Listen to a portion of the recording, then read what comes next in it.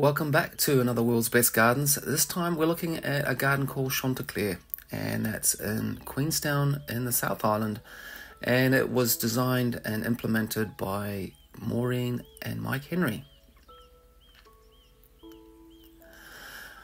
So that's Mike Henry there, and what we did was we booked an appointment because this is an appointment only garden, and we rang up Mike and he said, yep, sure, you can come along. The cost of admission is $15 per person, and if you're under 12, it's free. So as we approached, we had this long driveway of liquid ambers, which looked really impressive. And then we came to this little cart here, and on top of the cart there was you placed your money, and also you got a little brochure.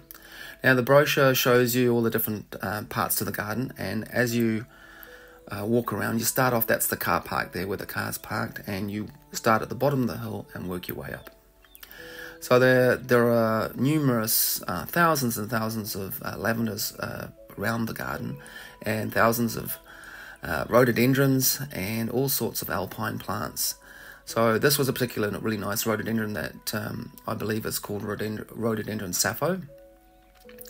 And we were lucky enough to get the second blooming of rhododendrons. These are the sort of slightly later flowering rhododendrons. I believe we'd missed the earlier ones. So we walked through this woodland garden first with lots of ferns and hellebores and irises and things like that. And the feel of the garden is a definite wood. This is like the woodland garden part with lots of hostas in. And if you've ever been to a garden in, say, England, like through the Lake District and that sort of alpine area, then Queenstown's very similar, and this has a sort of similar feel to it as you walk through. This was a particularly interesting tree as we came up, this just twisted gum there with the bark coming off. Now, the actual whole site is about 40 acres, but the actual developed gardens are around about 12. And it's taken about 20 years for Mike and his wife, Maureen, to develop these gardens. There was some established planting and some established trees, but most of this has been put in by them. Now, this was a nice little lawn area just before we got to the house, and it had a feature of a golden elm. And as we came down here, there was plenty of seating throughout the garden, and it's always nice to go and sort of have a little sit on the seat and look back from the seat. Some really nice ornamentation as well. And that one is a snowball tree. And the seat there is a lutein seat. Sometimes you see those throughout a lot of these sort of style gardens, these sort of more English cottagey and French style gardens. We were just in time to see this beautiful wisteria, this white wisteria. And it was looking pretty magnificent and covering that veranda there. And then as we walked, lots of stonework and schist, really done nicely, and it sort of just gives you that nice feeling of establishment and structure. And that was, as we walked, this sort of had a little bit of a Mediterranean feel coming up into this sort of garden here, and with this nice little fountain water feature. Now, Mike was saying that they did get a plan for the garden, but mostly it has been based on his sketches and a lot of the plants that he has here and Maureen have picked and selected for the conditions. The conditions of the environment can be quite harsh in Queenstown, as you can get high wind, you've got very cold, it snows, and so the plants have to be fairly hardy to tolerate hot, dry and cold conditions. Quite like some of these gates that were placed around the garden. They have a sort of circular top and a nice little latch there that you can just sort of open and get into the next part of the garden. Now the gardens, this is just Mike here. Like that pink peony there, I suppose, every year, so I've got to move that. So these are all fragrant roses in here as well.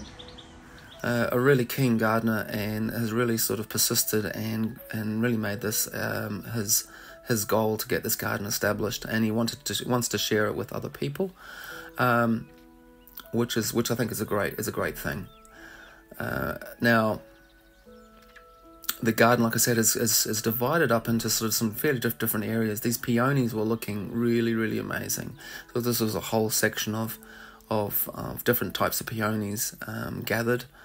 And again, another one of those plants that does really well in the colder climates.